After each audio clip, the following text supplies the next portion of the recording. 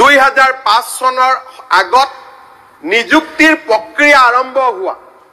সকলো চৰকাৰী কৰ্মচাৰীক আমি OPS-ত আনিব খুজিছো অপাৰেশন ব্ল্যাকবোর্ড আদিত নিযুক্তি দিয়া সেই সময়ত 30,000 ব্যক্তিয়ে directly benefited হ'ব 30,000 employees will get OPS UPS আহিব যেটো পেনশন আজিও পাই আছো তাৰো আমি নিশ্চয় এটা প্ৰদান কৰিম আৰু তাৰ লগে লগে অধ্যক্ষ মহোদয় প্ৰথমবাৰৰ বাবে আমি অসমত চৰকাৰী কৰ্মচাৰী সকলৰ কাৰণে কেশলেস ট্ৰিটমেন্টৰ অৱধাৰণাটো আৰম্ভ কৰিছো মেডিকেল কলেজত যাব কেশলেস ট্ৰিটমেন্ট হ'ব ক্যান্সাৰ হস্পিটালত যাব ক্যান্সাৰ ট্ৰিটমেন্ট হ'ব কেশলেস আৰু এই বছৰৰ ভিতৰতে মাদ্ৰাজ দিল্লী কলিকতাটো তিনিখন ডাঙৰ হস্পিটালক আমি কেশলেস ব্যৱস্থা আনাৰ বাবে আমি প্ৰচেষ্টা কৰিম চৰকাৰী কৰ্মচাৰী সকলে এতিয়া কোনোবা এজন মানুহৰ বেমাৰ হৈছে তেওঁ দিছপুৰত ফাইল ঘুকটিব নালাগে নিজৰ আই কাৰ্ডখন লৈ গৈ তেওঁ হস্পিটালত ট্ৰিটমেন্ট কৰিব পাৰিব আৰু সেই নহয় NHM SSA এইবিলাকত যিবিলাক কৰ্মচাৰীয়ে কাম কৰে তেওঁলোককো আমি 100% মেডিকেল ৰিইম্বাৰ্সমেন্ট দিয়াৰ বাবে সিদ্ধান্ত লৈছো তেওঁলোকৰ ৰেগুলাৰাইজেচন হ'ব ন ৰেগুলাৰাইজেচন হ'ব না চাকৰিটো হ'ব কাৰণ মানে আসল কামটো নকৰে আপুনি সবতে আসল কামটো নকৰে চাহ শ্ৰমিকৰ কাৰণে নকৰে ছয় জনগোষ্ঠীৰ কাৰণে আসল কাম কৰে আপোনাৰ তাতে বান্দৰ কেকুৱা লাগি আছে নেকি চাওক আপুনি উঠি আছে গতিকে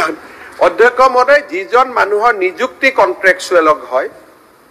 সেই মানুহজনক ৰেগুলাৰ আমি কেনেকৈ কৰিম কাৰণ ৰেগুলাৰ বুলি এডভাৰটাইজ কৰিলে তেতিয়া আৰু বহুত চুকালৰে আবেদন কৰিলেহেঁতেন এপইণ্টমেণ্টৰ সময়ত যিটো হ'ব সেইটোৱে কৰিব লাগিব এইবাৰো আমি টেটৰ টিচাৰক ৰেগুলাৰাইজ কৰিছো by calling them for another interview আজি মই বুজাই দিছো সদায় বিতৰ্কটো আহে চন্দ্ৰমোহন পাটোৱাৰী আৰু মই দুইজনে BA পাছ কৰিছো এডভাৰটাইজ কৰিছো কন্ট্ৰেকচুৱেল বুলি গতিকে পাটোৱাৰী ডাঙৰীয়া তাত আবেদন নকৰে যে মই কন্ট্ৰেকচুৱেল নকৰো কন্ট্ৰেকচুৱেল বুলি লৈ তেওঁ 10 বছৰ পিছত মই ৰেগুলাৰাইজ কৰি দিলো তেতিয়া পাটোৱাৰী ডাঙৰীয়া কোৰ্টত যাব কোৰ্টত গৈ ক'ব এডভাৰটাইজতে আপোনালোকে কিয় কন্ট্ৰেকচুৱেল বুলি লিখিছিল নহলে তো মই এপইণ্টমেণ্ট ললোহেঁতেন সেইকাৰণে সুপ্ৰিম কোৰ্ট অফ ইণ্ডিয়াৰ নিয়ম আছে যে কোনো কৰ্মচাৰী কন্ট্ৰেকচুৱেলক ৰেগুলাৰাইজ কৰিব নোৱাৰে without due process of law তাৰ ব্যৱস্থা আমি কৰিছো কন্ট্ৰেকচুৱেল কৰিব নোৱাৰো কাৰণে আমি চাকৰি 60 বছৰ কৰি দিছো এইবাৰ আমি মেডিকেল 100% ৰিইম্বাৰ্সমেন্ট লৈ আহিছো আসল কথাতকৈ আমি বেছি কৰিছো এপইণ্টমেণ্ট দিওঁতে যি বুলি কৈছিলো তাতকৈ আমি 300 গুণ বেছি ফেচিলিটি দি আছো এইবিলাক হৈছে সৰকাৰ মাননীয় অধ্যক্ষ মহোদয় ইয়াৰ অফ বুকস আশা কৰো এইটো পৰামৰ্শ সন্মানীয় বিধায়ক গৰাকীয়ে দিয়া নাছিলে আজি প্ৰথমবাৰৰ বাবে আমি কৈছো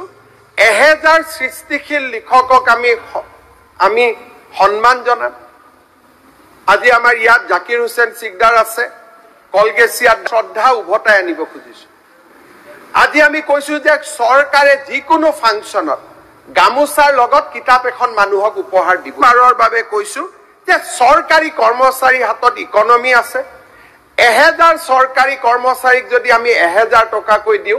4 লাখ কৰ্মচাৰীয়ে যদি কিতাপ কিনে কিতাপৰ প্ৰকাশকসকলে এইবাৰ 40 কোটি টকা